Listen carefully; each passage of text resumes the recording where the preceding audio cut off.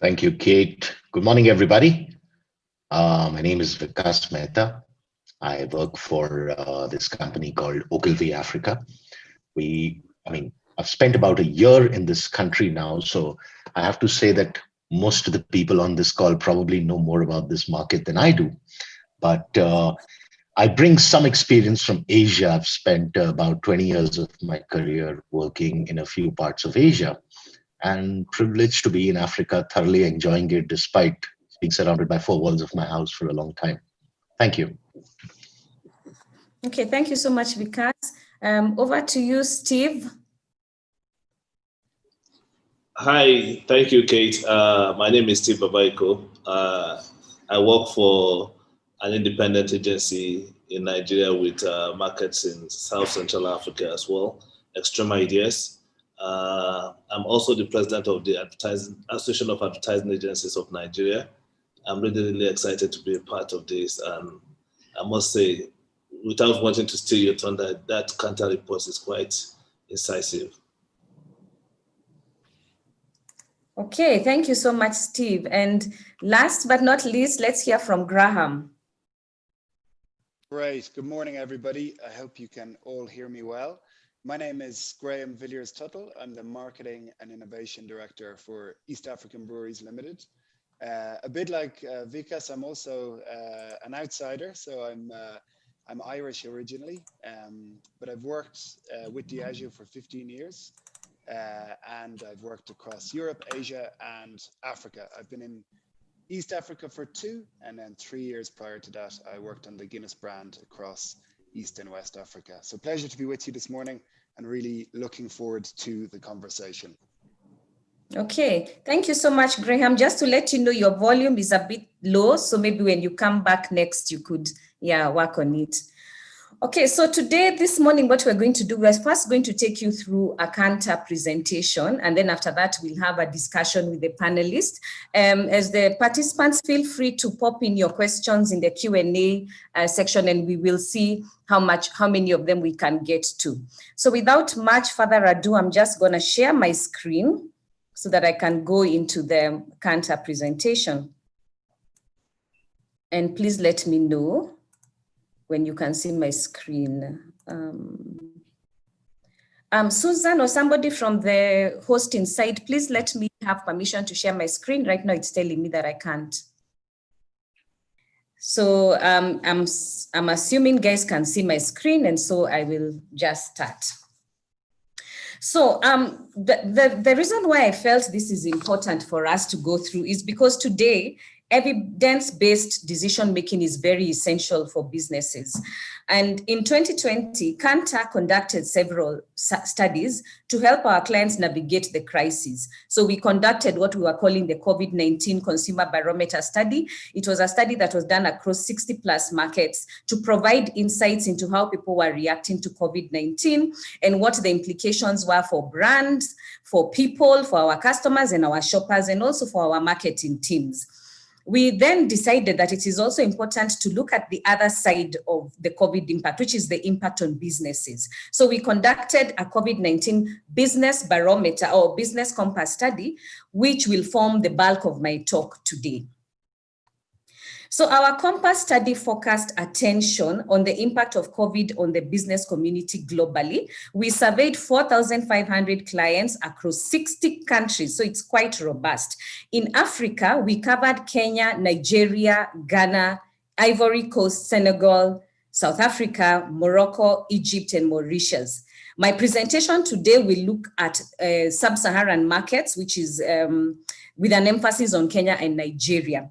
So be ready to see a number of statistics. It's going to be quite a lot for you to take in one go, but don't worry, I will be sharing this presentation with the attendants at the end of the session. So today I'm going to take you through a summary of the impact COVID is having on businesses, how they're responding to the crisis, and some thoughts on what we need to consider and do next. So we'll start by just looking at the impact COVID is having on businesses. The first thing we observed from our study was that the concern levels about business performance were actually higher in Africa, as you can see here, extremely high levels at 58% compared to global at 28%. So there was so much more concern with our business leaders in Africa. But the areas of concern were typically the same, whether in Africa or when looking at globally. And it was largely around reduced demand, the financial hardships that the consumers were having and the operational problems that business were facing. And of course, this kind of concerns around reduced demand and consumer hardship were understandable, given that a large proportion of the consumers that we talked to in the barometer echoed those same worries, and they were therefore, becoming much more price conscious and inclined to save or just to hold on to their money rather than to spend. And this definitely has a direct impact on businesses. So, for example, in our COVID barometer study, by August of 2020, 87% of Kenyans and 76% of Nigerians claimed that their household incomes had been negatively impacted.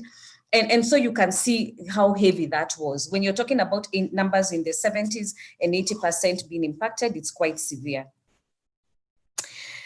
The interesting thing was that businesses in Africa, however, had, despite being so impacted, with 83% saying that their businesses had been impacted compared to 72% globally, they were very optimistic in terms of how fast they would recover, with 74% saying that they expected to recover within 6 to 12 months compared to our global benchmark of 64. So there appeared to be some misplaced optimism. And what is interesting is that later we will see in the report that many of the businesses were actually doing the opposite of what was needed to actually recover. So, for example, many leaders know that online is becoming more significant and even e-commerce, but only half of them are investing in e-commerce capabilities. Many know that consumers are changing, but around half of them, again, are cutting down on their research budgets. So it's almost like they're going contrary to what they know is supposed to be done. And these are some of the tensions that we need as business leaders to look at how we can resolve. So how are businesses responding? So we agree that there's that whole tension between managing the short term and planning for the long term, with a lot of our clients adapting recessionary behaviors to manage cost by spending less. And we can see that cost cutting was executed everywhere across key departments in organization. This means that budgets now need to work even much harder than before, and there's a greater pressure to demonstrate ROI. From what you're seeing here, there was cuts in marketing, cuts in trade marketing budget, cuts in communication and media budgets, cutting research budgets. And for Africa, you can see consistently we were higher than global in all of those. And the impact of the reduction was actually quite large. When you have some businesses saying that even they've reduced up to 60 to 80%, it's quite severe. Majority of them were around the 20 to 60%, cut. But we're talking about huge budget cuts. And the other thing is, across the board, we found that multinational businesses were reducing more than local businesses. And that is quite telling, because you would expect that they're the guys who have the bigger budgets, but somehow they were the ones cutting back more. And definitely all this cutting is a big risk for businesses at a time when you really need to be top of mind. You need to be top of mind, whether it's in your communication, you need to be top of your game in terms of really understanding consumer insights. So basically it was big risk that businesses were taking by cutting back. Although again, this depends sector to sector. There were some sectors where it did make sense to cut back, but for other sectors, it was a bit puzzling that they rushed to cut, yet it was the time that they could have capitalized on the changes that were happening. And again, just looking at the study that we did, we found that successful businesses behaved very differently from those businesses that were not doing well. And successful businesses are the ones which said that they had more of a positive impact from COVID, And these are the ones that took a more future-focused approach by looking at better adaptation to the new conditions. They are the ones which were forging new partnerships. They were increasing their e-commerce capabilities. They were also more likely to be investing in marketing and innovation. In Kenya specifically, we saw these companies actually increasing staff hires. And how did the businesses that were negatively impacted behave? We saw that they focused more on short-term solutions, and most of these short-term solutions were around budget cutting and investment cutting. They were also more likely to reduce innovation and staff costs, and they took measures such as freeze hires, layoffs, etc. So with this background in mind, what should then businesses consider? So first things first, there's need to understand the consumer in your specific market of operation to guide your business response. There's no one size fits all, especially for multinational organizations that have operation across several countries.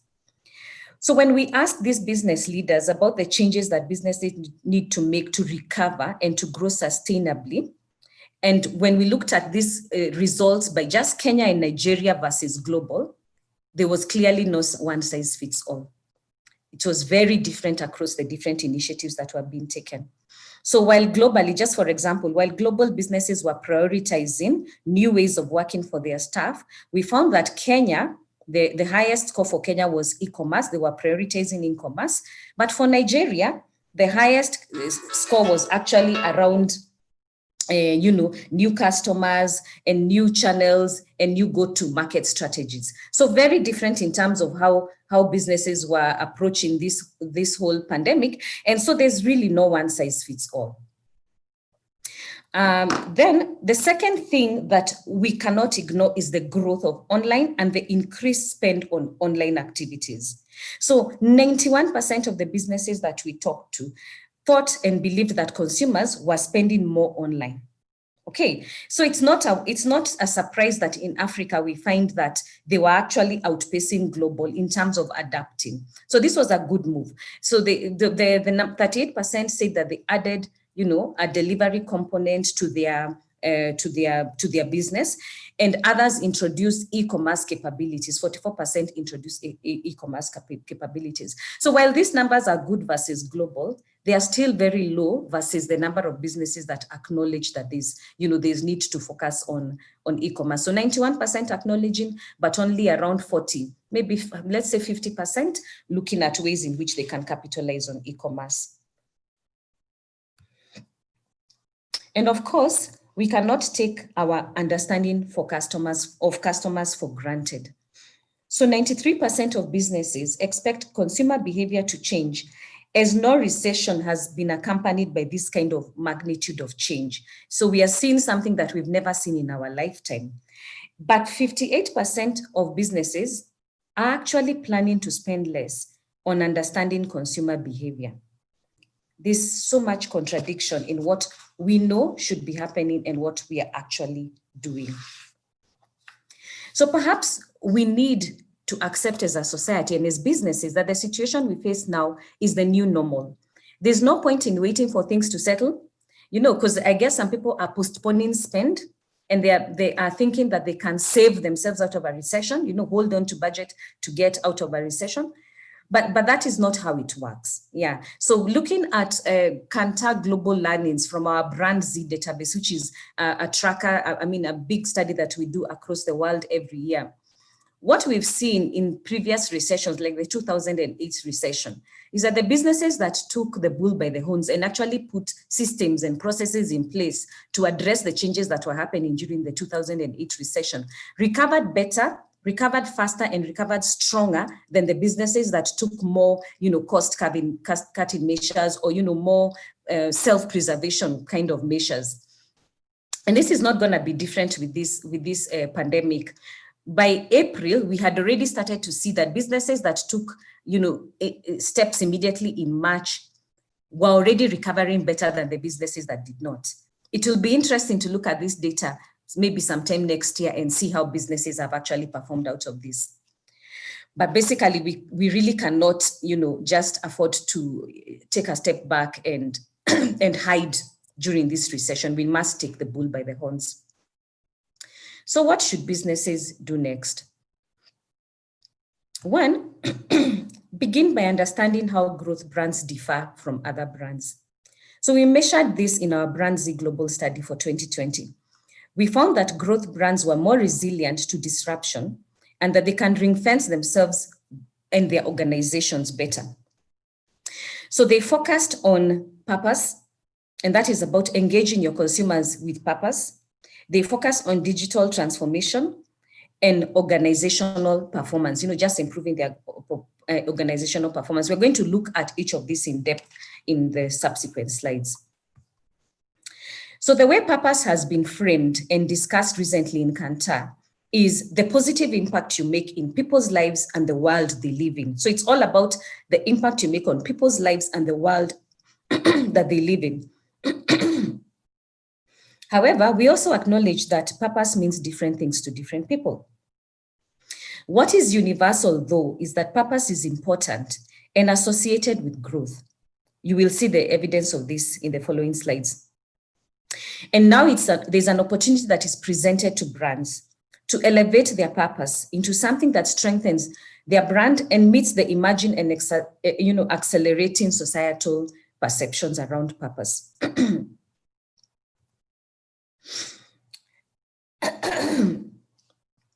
Sorry. We also looked at the barometer study that we did a few months back, yeah? And we tried to understand how consumers will be affected in terms of how they think and behave. What was so interesting is that people were endorsing statements that make them look like they're thinking about, the future and also about purpose. So I will be more prepared for future crises, scored very highly. I will have an open mind and understand there are different ways of living and thinking. And sorry. And quite a lot of things that show you that people are thinking about, even brands having social fairness and inclusivity. And basically just telling you that the consumer mindset has shifted from that very, self-centered or selfish space to thinking more about others. And having purpose and playing an increased role in supporting society and government is even more important in Africa compared to global. So out of our business study, we found that 47% of business leaders said that it's so important to have purpose. That is compared to 34% at a global level. So Africa, we cannot run away from the purpose conversation. Purpose is even more fundamental to our future cohorts, to the future people that we are going to focus on in the future to grow our businesses. That's the Gen Z consumers and even the younger consumers beyond that. They uniquely see having purpose as fundamental to their own well-being and to their identity in society. They expect brands to join in and give consumers the opportunity to lead the change. Think about the kind of things that you've been seeing this generation doing. They're the guys who are advocating for environmental, conservation. They're the guys who are all out about, education for the girl child. They're the ones who are ready to put their lives online for Black Lives Matter. And these are the kind of consumers that we are talking to for the future. If the last decade that we lived was about better experiences, and that's what we focused on a lot, we talked about brands giving consumers better experiences. We need to prepare for the new decade where it will all be about a better society. And brands need to be seen to be, to be having those conversations and leading those kind of conversations, but in a very authentic way. You need to understand your brand, its DNA, its consumers, and then how you then position yourself for purpose in the way that is convincing and authentic to you. And purpose is also tightly linked to performance. So we looked at brands that were overperforming in our Marketing 2020 study versus brands that were underperforming. And consistently, those brands that were overperforming did better on purpose attributes. The beliefs and behaviors of not just the brands, but even the marketers within those brands overperformed in paying attention to defining and delivering on purpose. And brand purpose can take different forms. As I said, it's really about understanding your brand, your consumers, and then coming up with a purpose positioning that is authentic and truthful to your brand. So it could be purpose as a commitment, purpose as a product, or as an experience, or even in the way you communicate. So the second business imperative that we look at is around the whole issue of balancing human and tech. So we know that e-commerce is growing, and we've seen, this is a snapshot of the Kenya Barometer.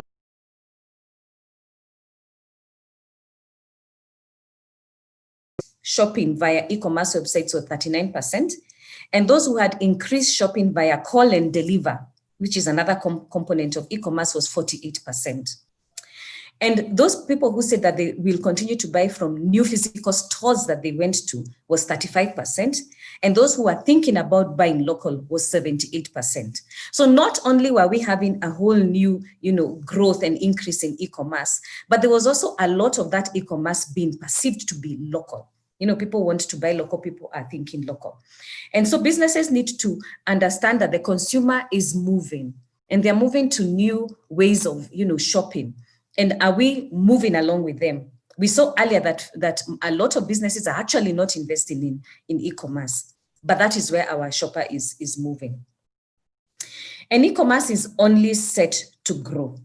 The pandemic has accelerated, the scaling of services, but has this resulted in innovation of the experience itself?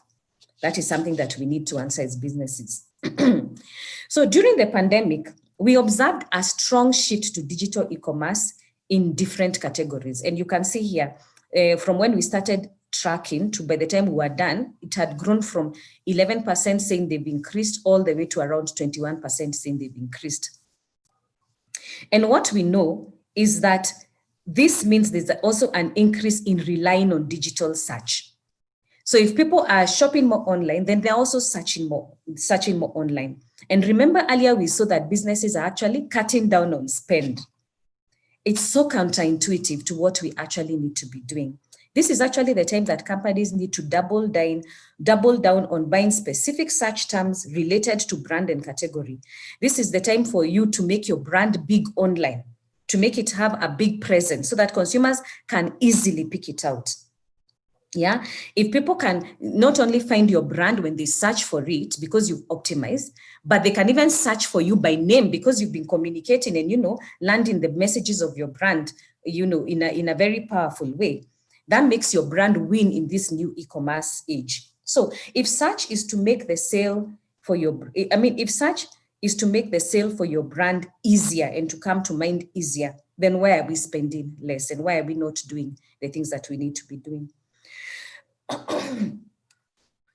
Yeah, and these are just some examples of brands that have done well in terms of showing up for their consumers and shoppers in a digital way. And I'll share the deck so you'll be able to look at them in more detail.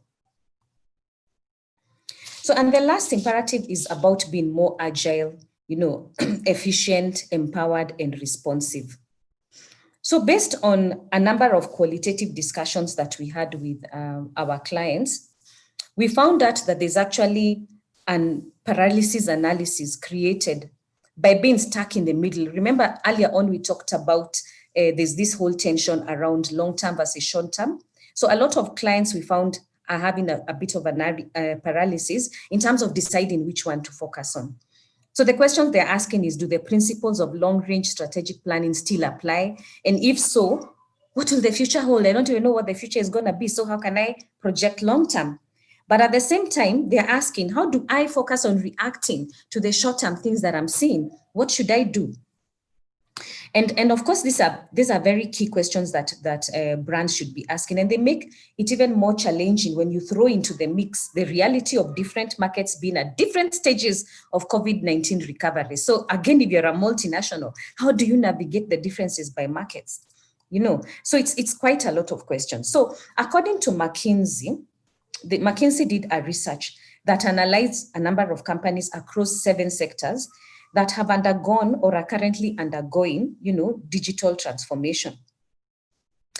And what they found out was that almost all of the agile business units, business that were doing well, responded better than their non-agile units to the shocks associated with COVID-19 pandemic. And this showed up in their measures of customer satisfaction, employee engagement, and also operational performance. And what that means is that it's not just about, responding to the crisis. It's also responding in a way that will resonate well with your customers, but also with your employees. Because I think also a lot of organizations have left the employees behind. Their employees are struggling to know how to, continue to do their work with this new pandemic and at the same time deliver to their customers. and there's not a lot of focus being paid to employees. And lastly, also, operational performance is suffering because of the cost cutting. But what we saw from this McKinsey study is that the companies that are actually doing well have decided to, adapt some of these agile transformations across all the different touch points that matter to their customers, employee, and their operational performance. So in the long term, you need to understand as a business where to sit on that agile spectrum. Because remember that we've said there's that tension between, do I focus on short term or do I focus on long term? You don't have to do either or. You can do what is most, most true or most relevant to your business at this point. And what we have here is just a spectrum showing how different businesses have adapted, agility. There are those who have, applied the agile principles such as transparency, empowered teams, and rolling out resource allocations. So they're staying more on the traditional structure. But there are those who have, made the entire organization agile and transformed almost all their business, structures to become agile. And then there are those who have taken more of a middle ground. So there's no one size fits all again for businesses, and there's no right or wrong way of doing it. As I keep saying, it's really about understanding your business and doing what is authentic to your business. But what is clear is you cannot do nothing. You cannot sit down and do nothing at this point. So brave brands will move aggressively in their categories to act fast and better. They will use this moment as an opportunity to challenge established competitive positions and to append category norms and to invest in growth and in change. And with that, I want to come to the end of my presentation.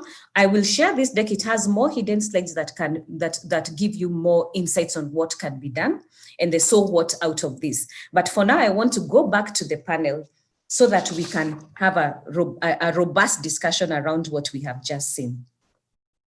So thank you very much. And I'm just going to ask the panel to come back on video, and I'm going to stop sharing my screen so that we can have a discussion. Okay, so feel free to unmute yourself as we start the discussion. So I'm going to be looking out for questions from the audience, but at the same time, I also have like some discussion points that I had prepared. So I'm just going to first of all throw out the question there to our panel. I want to begin by asking each of you to react to the presentation and what aspects of it you find ring true to you. Perhaps we can start with you, Graham. What strikes you the most from the KANTAR research, as marketers try to lead us out of this COVID period? Yeah, great. Thanks, Kate. I hope my volume is a bit better now. Maybe you can give me a thumbs up if it's okay. It is. Yeah, great. No, I thought the research was fantastic. Diageo, I think, accessed that research a couple of weeks ago and circulated it globally. I mean, for me, the biggest thing that I took out of it was it just re-emphasizes the polarities that we as marketing leaders have to deal with. Yeah. So, and I think it really challenges us to think about what is the full role of marketing as we navigate through this crisis. So on the one hand, businesses need better access to data, better understanding of consumer research and trends, better future foresights capability. On the other hand, they're cutting budgets quite aggressively and obviously trying to manage profitability during a period of flux. So I think for all of us, it's worth reflecting on, well, what is the role of the marketing leadership team? What is the role of the agency network? What is the role of brand positioning, brand communications in this period of flux? And for me, as a, on a client side of the business, as a marketing leader, I think for me, it really forces marketing leadership to have a big seat at the table around all investment decisions, because what marketing will be asked to do and what we will receive funding for cannot be different. Otherwise, we're not setting ourselves up for success. So that was my biggest reflection as I went through it. Okay. Thanks a lot, Graham. What about you, Steve? Thanks, Kate. Like I said earlier, it was interesting going through the report yesterday. And for me, funny enough, the thing that immediately jumped out, probably you say has nothing to do with what I do as on a day-to-day, because if you look at the slide that talks about impact of how COVID-19 is impacting businesses, you see that it's really extremely high when you look at Africa, which is not surprising, because I think this just shows the soft underbelly of the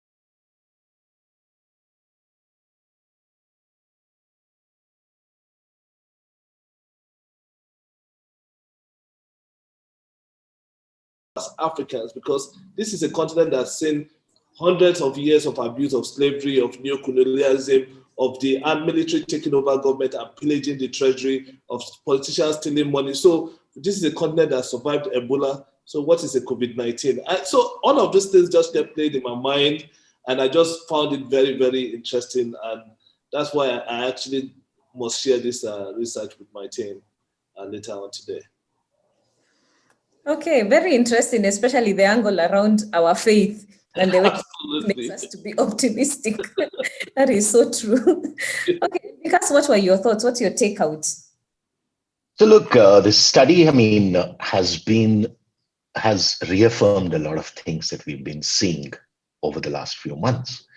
But I'll actually take off from what Steve was saying, and I think, but before that, we need to acknowledge that this is a scenario that nobody in the world was prepared for. Yeah. So every part of the world, I mean, this generation wasn't trained to deal with this. None of us were trained to deal with this.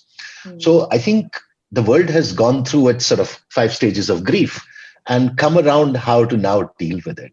But I'll take off from what Steve was saying. And I think the bit that really sticks out about Africa is, and that could be seen by some as a bit of a contradiction, that on one hand, the reactions in Africa on how much we have cut down on our current thinking are among the highest.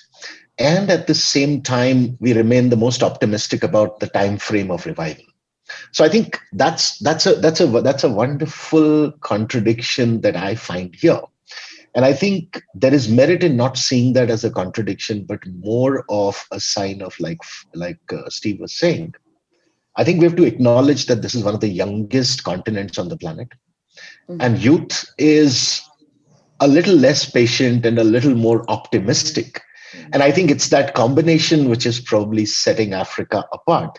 Otherwise, I've said this to you before, it is a very useful study in helping a lot of companies shape how they want to react to it. So yeah, that's my thoughts. Okay, fine. Yeah, so thanks a lot for your initial thoughts. Very interesting. I'm now going to take us through questions around the thematic areas that we've addressed. Yeah, and I think one of the things we saw is that there's reduced demand. We saw there's cost cutting as a response by businesses. We saw there's the rise of e-commerce, and we saw there's that whole thing of dreaming of growth. We're all dreaming of going back to growth. So starting with the reduced demand, and maybe I'll first go with Graham. This is the biggest concern by business leaders across the board, both in Africa and globally. How do you deal with that as a business? Do you just ride it out? What can you do, and what are you doing, for example, at EABL? Yeah, I think great question, and it's been a challenge, and there's been so many uncertainties. To Vikas's point, nobody expected this to come, but also nobody quite knew how to manage this. And my reflection is the challenge that most businesses seem to have had is around timeframes. So people really struggled to understand how to manage or project spending and costs when there was no clarity around timeframes. Of course, that's got a little bit easier now with the vaccine news. But for Diageo and in EABL, the way the businesses have looked at it is to break the timing into three buckets. So we talk about the now, we talk about the next, and we talk about the beyond. You know, now is, well, maybe we're moving out of the now, hopefully, but now was when the COVID crisis was at its worst, when it was a matter of survival. Yeah. So it was about making sure that businesses were liquid, that people were employed, that we were doing right by our suppliers. Those were the big, and that our employees were safe, right? Those were the big focus areas for now. As we come into next, which I hope we're slowly venturing into, we get into new ways of socializing, understanding different consumer behavior. And I think we do start moving towards now a more projected growth mindset. So of course, things have changed. The slate is somewhat wiped clean, but we start understanding how we can rebuild our businesses. And for me, this move from now to next is when, as marketing community, we need to start understanding consumer behavior in a much more rigorous and detailed way to guide that change. And then we get into the beyond. I think the beyond is hopefully when we're all together in a bar, enjoying a nice cold Tusker and forgetting about the pandemic and its consigned to history. But this transition from now to next, I think those brands that are going to come out of this will manage this actually with some accelerated investment as opposed to a scarcity mindset. Okay, great. Then now the next very good way of looking at it. So Vikas, the next question is for you. What counsel or advice are you giving your clients who are dealing with this issue of reduced demand? See, very honestly, it's not a one size fits all, and I think even your research validated that. And I think the sectoral response can be very, very different, because the first thing we need to assess is how badly is your category affected. And there are some categories which are affected negatively. There are also categories that are affected positively. But I think by and large, the message we are giving to our clients and the mindset with which we are working with them, that yes, demand has reduced, but demand has also moved. And I think while being agile is not an excuse to start thinking tactical and short term only, because I know this has sort of created a mindset where the quarter is the next long term sometimes these days. Yeah. But I think the way we are encouraging our clients is to focus on your cheese has moved. Let's look at where that movement is. And let's find out if your business has the competencies to capitalize on the opportunities rather than just sort of sulk and go into a shell about the demand reduction. So, I mean, without getting into details, let me give you a few examples. Like if you're thinking of a financial institution, the asset business, which is the loans and the lending, has shrunk considerably in the last 7 to 8 months.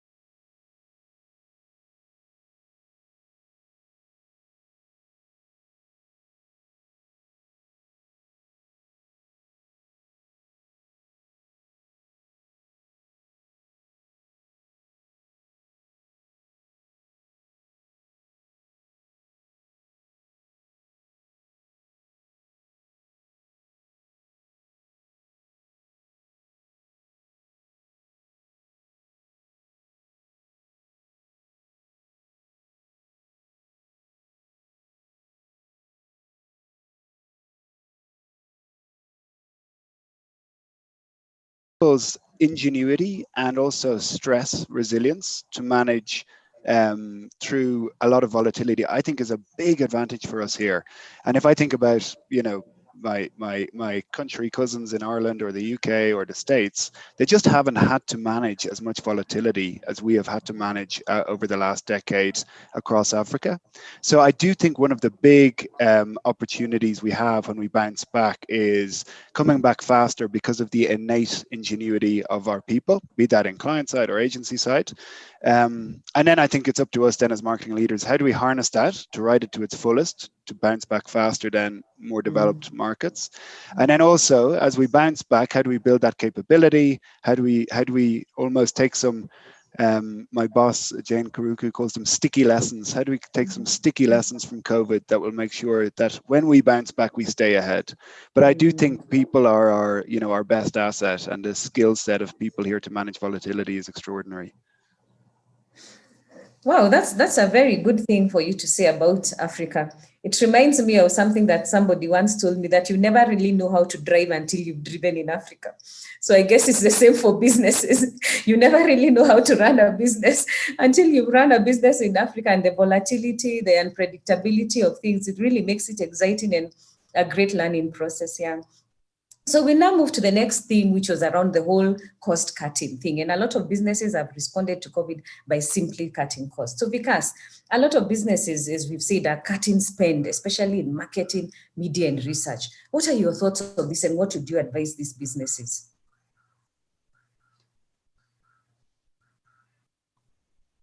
Sorry, we can't hear you. I think you're on mute. I think this is going to be the phrase of the year. I was talking while on mute. My apologies for that. Yeah, so I think the first reaction from most categories was to look at discretionary spending, and fortunately or unfortunately, marketing forms a part of the discretionary spends. But I think the companies that have come out of it or have sort of done relatively better versus their peers are not the ones who have cut their spends, but the ones who have diverted their spends. And I would take this actually forward from the point I was making earlier, that as we figure out that there have been aspects of business which are struggling, there are also aspects of business which are opening up as sort of blue sky opportunities. And what we've seen is that companies that have diverted their spends towards those opportunities are the ones that are bullish, are the ones doing relatively better right now, and the ones that are bullish about coming out stronger on the other side of it. Because, I mean, the way you look at marketing spends, it's not just about the media dollars, or it's not just about the consumer engagement money. I think as we move towards a hybrid shopping experience of people, and I think the last 8 or 9 months have accelerated this e-commerce stroke direct to consumer as a wave, which is, I think, going to be pretty unstoppable going forward. Companies that just cut back and went into a shell will find it increasingly hard to come out on the other side of it and succeed, because their peers would have stolen the march on them. But I think the companies that are diverting, let's say, instead of putting money behind a plan, which is television giving you 70% reach at 3+, that may not make sense anymore today. But are you building your D2C infrastructure by diverting that same money and getting ready for a reality where for you to have a one-on-one relationship with your consumer is going to be much more important than it has ever been before? So in a nutshell, our advice to our clients is to divert the money instead of just cutting it down, because you've got to prepare for what's in front of you. And it's not about waiting it out to get to the light at the end of the tunnel. There are new pathways in the tunnel which you need to spend some money trying to get to. So that's, again, the way we are looking at it. Mm-hmm. And I totally agree with you. At KANTAR, we've done some analysis. We've done some studies and looked at brands which have diverted their spend, especially in the media space, and brands that have cut spend. And see, the picture is very clear. For the brands that were able to look at where do I divert my spend to the areas where consumers are going, are doing much better than the brands that just stopped. It reminds me of exercising. You know, the way you're always told you lose the muscles that you do not use. Your muscles will atrophy if you don't use them. It's so true. Same thing with this. If you are not spending, and your competitor is spending, they're gaining strength and they're gaining miles ahead of you. It will take so much time for you to catch up with them in the future. Thank you, Vikas, for that response. And Steve, advertising is often a victim of budget cuts. And we've seen that happening even in this COVID era. What kind of conversations are you having with your clients right now?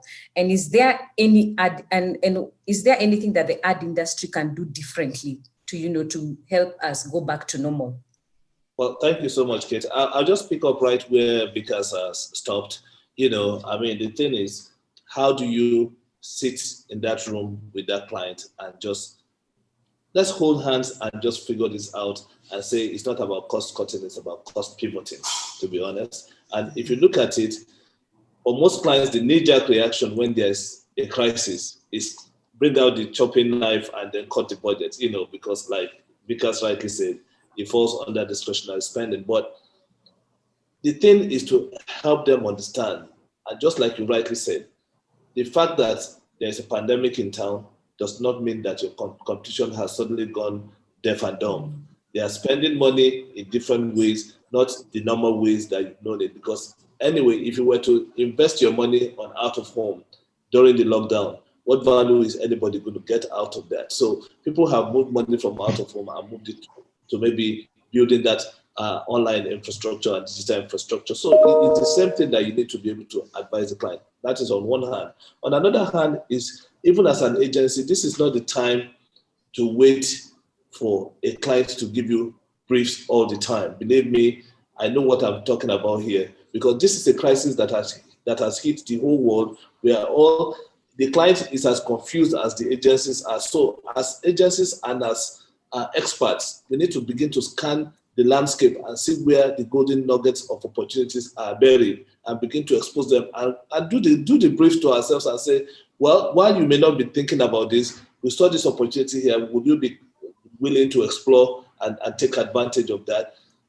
And let me tell you, I tell my team all the time, maybe 9 out of 10 times, the client might not even accept those works and those suggestions, but they will write it up in your credit note to say, when we were in crisis, our agency stood up and they were ahead of the curve and they thought ahead of us and they were bringing solutions to the table.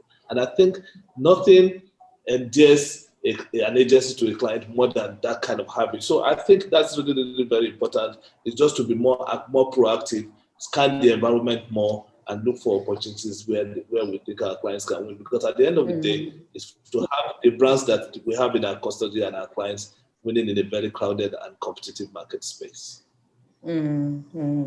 Okay, great. And Graham, can you give us insight into your thinking around whether to make cuts and where to make cuts if it's necessary? Yeah, we have tried to do a lot of work on fundamentals. So where we have made some cuts around the scale of activations in channels, it's because those channels have been closed. Where we have tried to be a bit braver is to Steve and Vikas's point around diverting spend. So e-commerce has been an investment for us, not a cut. Talent development at the moment is an investment for us. So making sure we're taking the time with people to build their capability. We've taken some big bets on out-of-home sites because media deflation is quite big at the moment. The cost of media is coming down. So I think for us, we have tried to be measured in our approach. We've tried to be long-term or at least medium-term in our thinking. And I think to Steve's point, if you cut too hard now, so just things like salience, right? Basic awareness,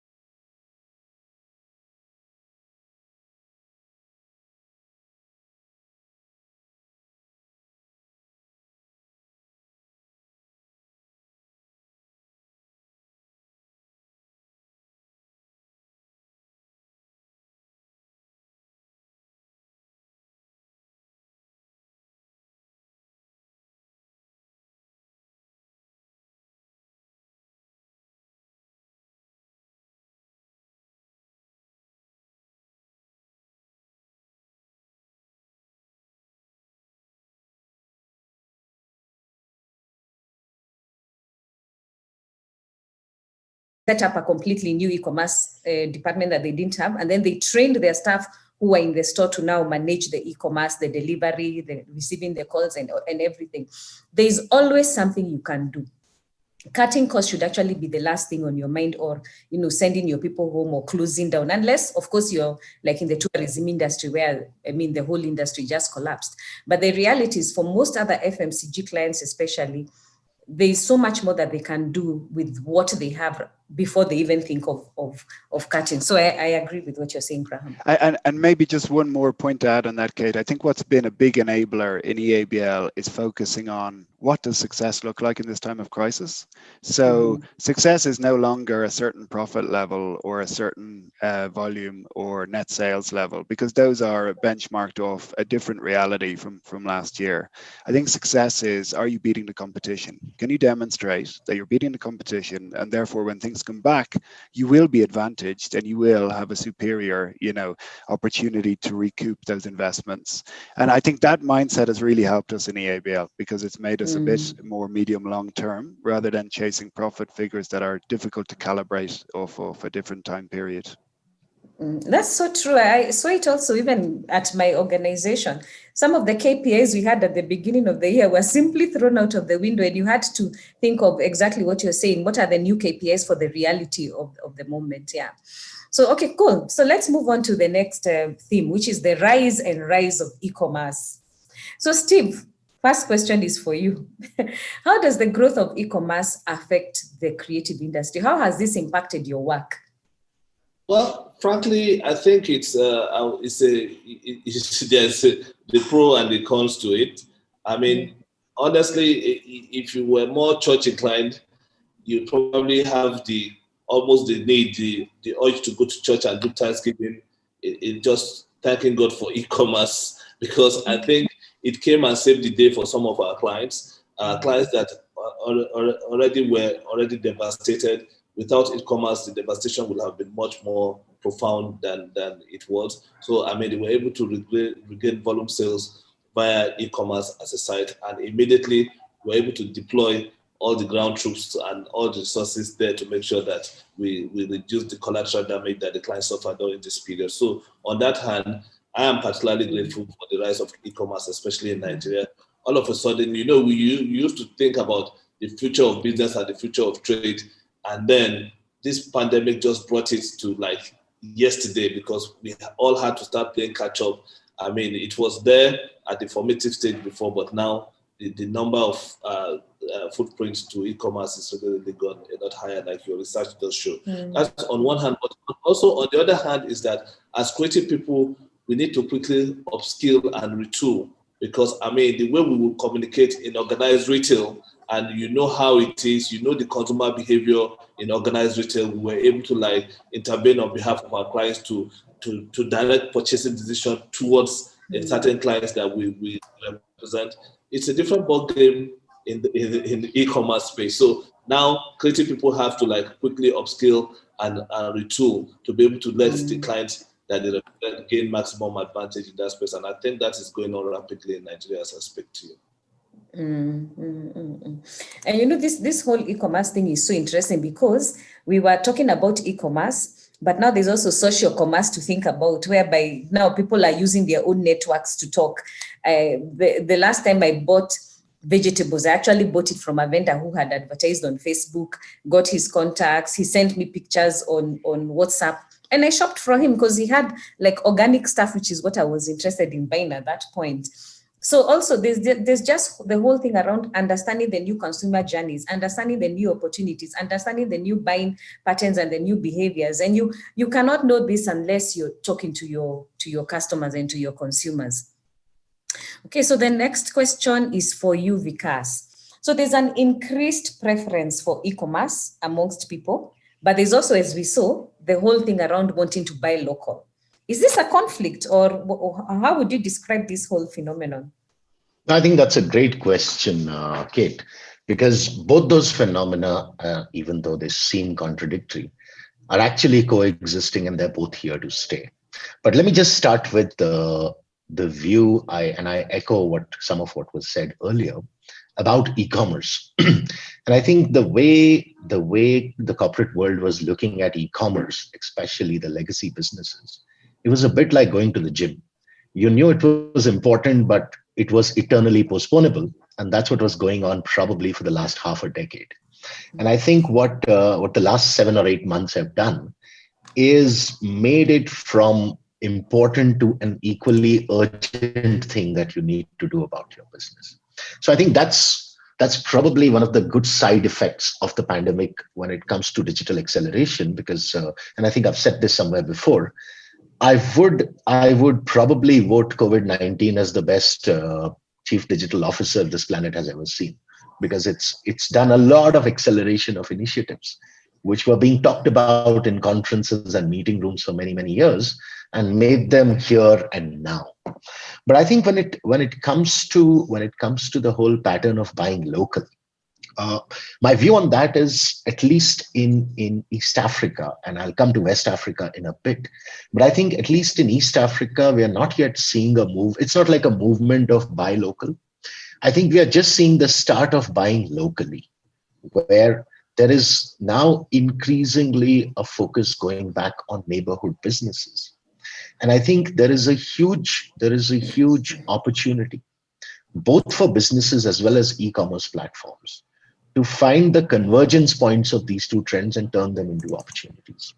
So if you take one of the e-commerce platforms, for example, uh, today the prevalent form of e-commerce players like Jumia is essentially the marketplace model. But what this trend of buying locally is also pointing towards is there is probably an opportunity to create hyper local delivery models and fulfillment models in these marketplaces.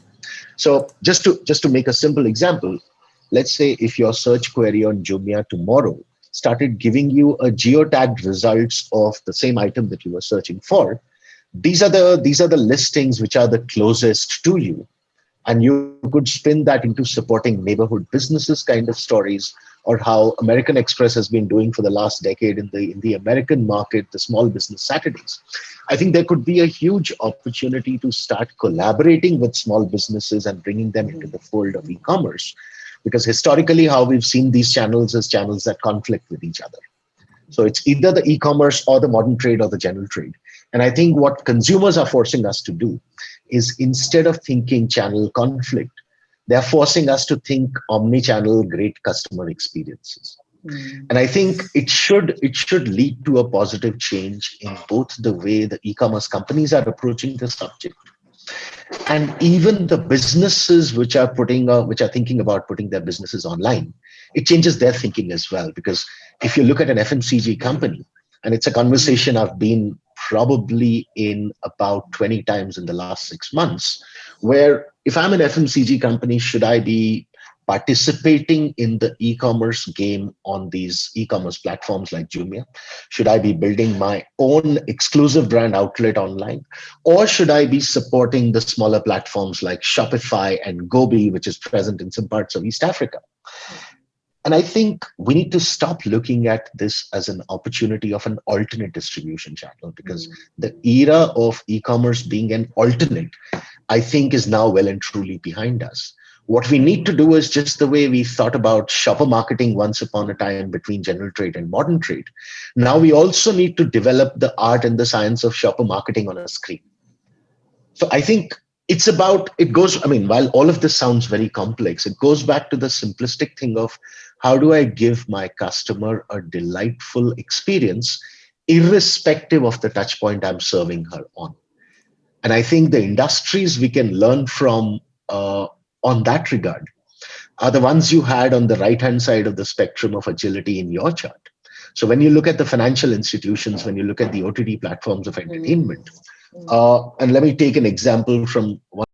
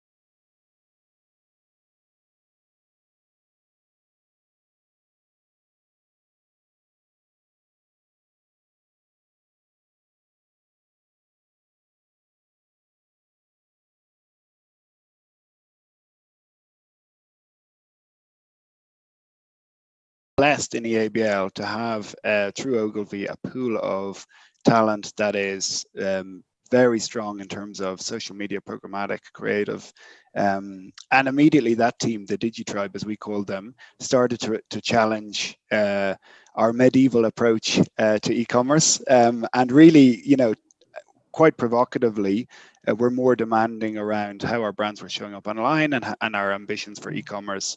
Now that decision has turned out to look incredibly prescient because of COVID. So we were lucky in that we did that early, and with that, in-housed partnership, we've been able to manage through e-commerce really well. I totally agree with what has been said earlier in terms of COVID has taken things off presentations or long-term ambitions and made them reality. So we were very lucky to have a combination of now suddenly the expertise with more proximity plus a burning platform through COVID to really get going on e-commerce. We've seen a massive uplift on e-commerce for most of our brands, and again agree with what Vikas is saying. I think for us, we've got to think about e-commerce really as physical availability for the consumer, so is it partnerships with key e-commerce providers, or is it a standalone platform, or is it testing and learning your way into this? And the answer is yes, yes, and yes. For us, at least, it's all of those things, because it's about putting our brands closer to where the consumer can access them, and closer to to where we would want them to be. And I don't think it takes away from our efforts in the on-trade, and I don't think it takes away from our efforts in general trade and modern trade. I think it's just now part of that physical availability network for consumers. So we've seen a huge drive in that direction. I think it will be here to stay. I think it's one of those sticky things, and I think it'll make us better marketeers and better clients as a result of these moves. I totally agree with that. It's likely to be a sticky one. So some time back, we did a webinar on behavior change. And one of the things we saw is that for behavior change to happen, there must be some convenience or some payoff for the consumer. And I personally have been doing so much e-commerce shopping since COVID. I am not seeing myself going back to my normal ways of shopping. It's just too convenient. I just need to make a call, and as I'm doing my other things, somebody else is shopping for me. To me, that convenience is a bit mind-blowing, especially now because it's not just on household goods, it's on anything. It's on anything. Somebody can shop for me, even a white good. I don't need to go and actually shop for myself, even a fridge. Somebody else can do it for me. Yeah, so it's amazing how fast we've moved. I like what Vikas said earlier, that this is the Chief Digital Officer. COVID is the greatest Chief Digital Officer that has ever existed, because it's really accelerated us. So back to you, Vikas. As more people start buying online, how does this affect the way customers approach marketing and brand building? And how are you advising them in this space? Look, that's again a great question, because there are some fundamentals of marketing that do not change at all. And I think you alluded to some of those, the most important one being things like what's your mission, your values, and your purpose as a brand.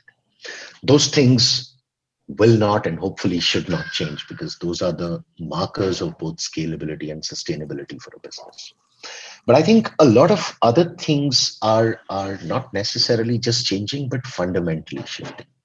And honestly, the tactics change dramatically.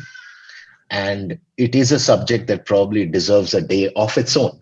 But what I'm going to do is let me try and give you a few examples. So, I mean, some of the basic textbook things about brand building and marketing that we studied, and for some of you who might be a fan of Professor Byron Sharp, the whole theory of building reach as the first, second, and the ultimate goal of every business. Now, while reach remains important, what the behavior of buying online does is puts as much, if not more, importance on the element of discovery. Because in the broadcast era, if I reach, the higher the number of people that I reach, the higher the chance of them remembering me at the 0, first, and the second moment of truth. But the point is that as people start buying online, a lot of times the linear decision-making cycles are completely out of the window, and sometimes due to a search query, you discover something online that you had never heard about before, and your first experience of the brand is actually happening when you're trying out the physical product. So I think the element of being discovered is probably as important for brands today as it is to build reach for your campaigns, because a lot of the e-commerce behavior starts with an intent of search. And the skill, therefore, is not just to constantly hammer you with, hey, I exist with my advertising. It's about being found when you were looking for. Exactly. So I think the focus from reach to discovery is a very interesting shift that we are seeing. The other shift that we are seeing, and I know that technically we call ourselves the advertising business, but I think the purpose-led aspects are shifting the focus of advertising to advocacy, because advocacy needs to be a lot more authentic. Organizations are transparent today. People can see what you are doing under the hood, which means promising something or lofty brand promises done in advertising when your company is not able to live up to those values in the real world is something that can be caught out on social media in a matter of seconds today. And all your advertising money saying those beautiful things can start working against you. So I think the shift, while advertising is not going away anywhere, the focus behind what advertising is best utilized towards is to build purpose-led advocacy through authentic actions of the company. And advertising becomes a way to amplify those actions rather than pretend to be somebody that you're not. The other shift, which is probably a byproduct of this, is that a lot of communication needs to shift towards a strategy for content. And this goes back to my earlier point of discovery being important, because there is enough evidence to show that content has a much higher chance of getting your brand discovered than a branded message does. And which is where, subject matter expertise and utilitarian content becomes as important as, so if you're selling a shampoo, uh, the how-to tips on hairstyling are as important as a beautiful ad for your shampoo for you to be found when somebody is looking for you. So those are the kind of shifts. And I'm sorry, I can go on it for probably another half a day, but I think the short version to the long answer is the tactics are going to fundamentally change, and we'll have to unlearn a lot of things that were looking like carved in stone as go-to-market planning. But the fundamentals of values, mission, and purpose is something that will not and should not change. Okay. Thank you so much for that. I think it's the e-commerce conversation is so fascinating because it's happening as we are living. And that's why I think we could go on and on and about this conversation and not get tired. I just want to give you a few statistics. As you were speaking, some statistics started coming to mind that we saw in the COVID barometer study that I mentioned earlier, we did with consumers. One of the things that we saw is that 70+% of the consumers said that they prefer shopping closer to home. So what you're talking about local and people wanting to shop closer to home is very true. And when we double clicked on that and asked people, why is shopping at home important to you? The main thing was around supporting local economy and not wanting any more jobs to be lost, and wanting to preserve at least a few jobs within their local community.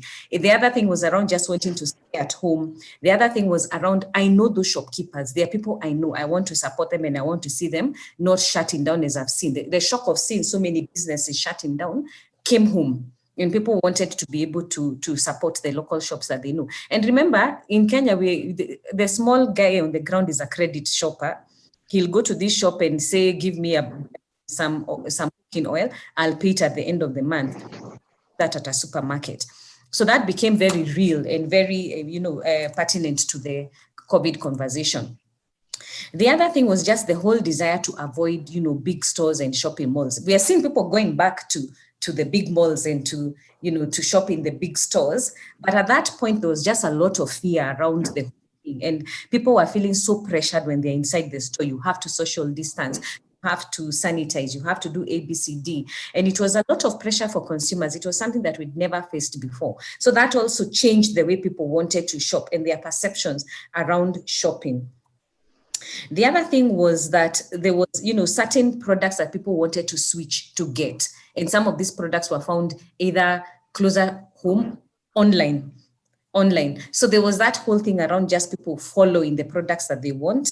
There was the whole thing around discovering new stores, because as you said, because people were online, people were searching, they were coming across new stores that they didn't know before. And the interesting thing was 67% of the people we talked to actually said that they plan to continue to shop in the stores that they discovered, because these stores offer variety. They are well priced. They have good customer service. It was such a great opportunity for people to discover other stores than what they normally shop at. So the whole thing around consumers changing and trying to understand the shopper journey and how consumers has changed is so important for brands. You cannot, I don't think there's the way you can overemphasize how important it is for brands to really understand how shoppers have changed. But one that really stood out to me that made me think, wow, are we even talking to the same person we used to talk to before, was 50% of our people say that the person doing their shopping in the house now is not the person who used to shop before COVID. And that one made me pause. And I'm like, for some of the categories, we already have a picture of who our shopper is. And even in our communication and the way we manage our layouts in the supermarkets, we are doing that with that old shopper in mind. But we're saying that almost 50% of the households saying that the shopper has changed. Are we even aware of that? And what are we doing about it? Let me give you an example that is very close to home. My parents are in their 60s. And my dad is diabetic. So as a result of that, my elder brother, is doing most of their shopping for them. Previously, it was my mom doing all the household shopping. I wonder if the shopper is still speaking to my mother while it is my brother who is doing shopping. I mean, the retailer or even the brand owner is still speaking to my mother while it is my brother doing the shopping now. And because he's the one who is shopping, he's also changed some of their behaviors. So he's recommending products or he's buying products for them that they were not buying before. So the e-commerce space is not something that we can take lightly. It's something that we really need to think about and come together as brands and even as agencies to see how we can work on this. Yeah. So I'm seeing we only have 10 more minutes. We had one more section, but I think what I'll do, I'll first go to the panel questions from the audience to see what we can answer. So I'll ask one for you all. How has each of your leadership styles changed because of COVID? Maybe we can start with you, Vikas. Thank you. I think that's a great question. I was reading it on the chat, and I think it's simple in how profound it is. And I think all of us went through our learning curve, and for me personally, what has changed is that there are colleagues of mine who work in East Africa, West Africa. I mean, we have offices that support about 40 countries in the region. And while I was spending my first few months of getting to Africa, I was spending a lot of time on airports and airplanes trying to meet and catch up with all of them. What the last 9 months have done is they've built a huge physical distance between us. But I actually think I'm a lot closer to my colleagues than I ever was before. So I think the whole concept of what I call a high touch leadership is something that we've all slowly evolved into, where while we may be spending a lot less time in the same room, but we are spending a lot more time together. And that's true about how teams and working environments have emerged. It's true about how we are building a lot more trust and dependability between people, even without the physical contact. And I can say the same even about our clients that, today it's possible for me. It was always possible, but we weren't doing it that way. But today what we are actually doing is I'm doing a meeting with a client in the morning in Lusaka, in the afternoon in Accra, and then in Johannesburg all on the same day. Whereas only a year ago, while all this technology that's right in front of us was around, I was actually getting onto airplanes and spending 3 days to do this 2-hour meeting. So I think what that has done is it's given us who've gone past the 5 stages of grief about not being able to be in physical contact. It's helped us actually get a lot closer without being in physical contact. And it's also helped people turn their leadership styles into building relationships of mutual trust and dependence. And I think that's, again, to borrow Graham, your terminology, I think that's a sticky change that's here to stay. Okay, so we only have a few minutes left. So Graham, if you can quickly answer the same And then Steve. Yeah, great. I mean, I think for me, what's been a big change is probably, and this maybe, I hope this might be true for a lot of business leaders, maybe more humility around understanding where you make impact. So, and I don't mean that in a fatalistic way, right? I don't want to say it's all in God's hands, but really more understanding of what your role is and where you can make most impact, because COVID has sent everything for a wallop. So if you were a very outcome oriented business leader who was measuring themselves by how much profit you were delivering for the business and how much growth you were delivering, all of those external validations have been removed. Yeah, and I think that forces leaders to become much more self-aware, much more cognizant of where they can make an impact, where they can drive positive growth through their people. And I agree with Vikas. I think a lot of people will find they've become better communicators through this period, even though that ability to physically, transform the energy in conversations has been removed. I think that makes us better communicators, more succinct, more clear as business leaders. So I think for me, a healthy dose of humility / making sure you truly understand where you can make an impact has been my biggest leadership reflection. Okay. And Steve? Yeah, I mean, for me, I made a conscious decision when all of this doomsday scenario kicked in. I think I just come back from the World Economic Forum in Davos in February when this whole stuff hit the fan. And I made a conscious decision that for me and my family and for me and my teams and clients, I don't want us to remember this period for the period where we were so afraid. I want us to remember this period for the period where we were able to forge organic and much more tighter relationship together. And that totally changed my perspective in terms of everything else that I did following. So with my family, I created more time, as if we had the choice anyway. I created more time to spend more times with my boys, play more basketball. We did a lot of swimming competition at home.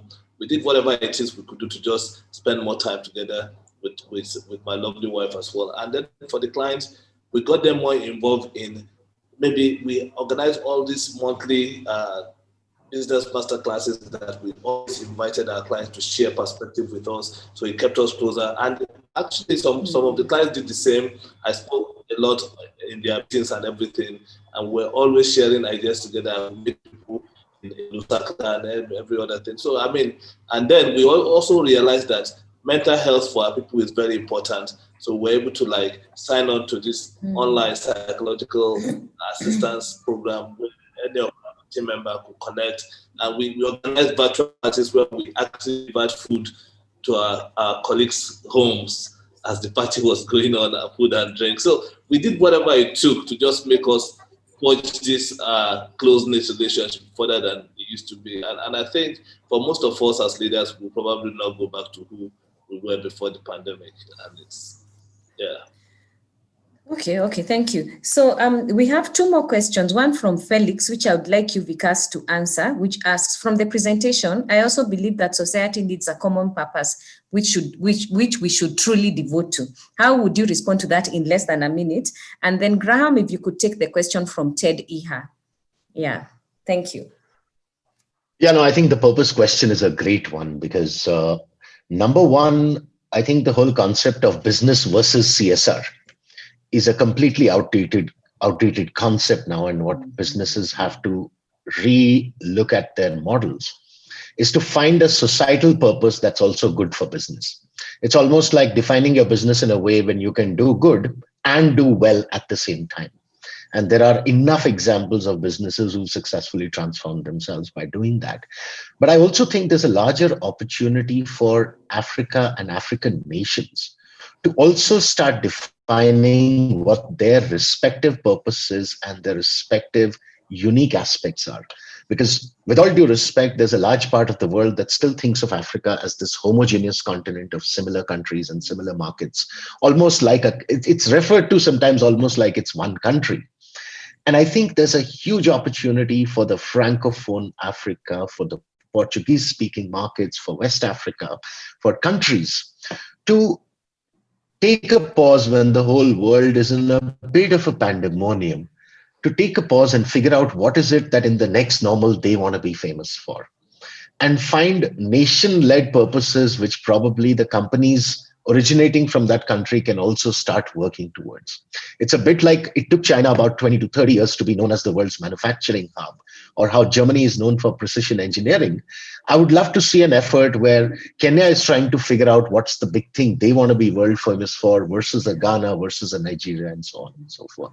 So I think it needs to be looked at both at a company level as well as there's an opportunity to look at it at a national level. Okay, thank you. Graham, the question from Ted. Yeah, great. So Ted's question is about the viability of e-commerce and how to ensure it remains viable. I mean, I think for me, obviously this is industry dependent, but for me, you know, we try to tackle e-commerce like any other channel. So it starts with some strategic framing. So, you know, what is the role of e-commerce for your business in the category in which you play? What scale do you want e-commerce to get to? What is your ambition for percentage of sales to come from e-commerce? What can e-commerce offer versus your other channels? There are some things in my industry that frankly, you know, will never beat the experience that can be offered in a restaurant or the on-trade, but e-commerce does have a role to play, and it's important to understand then what is that shopper mission, what is that occasion, and then to really put some tramlines around it. So how profitable do you want it to be? What brands do you prioritize to drive it? So I think with that strategic framing, e-commerce can have a very viable role to play for any business.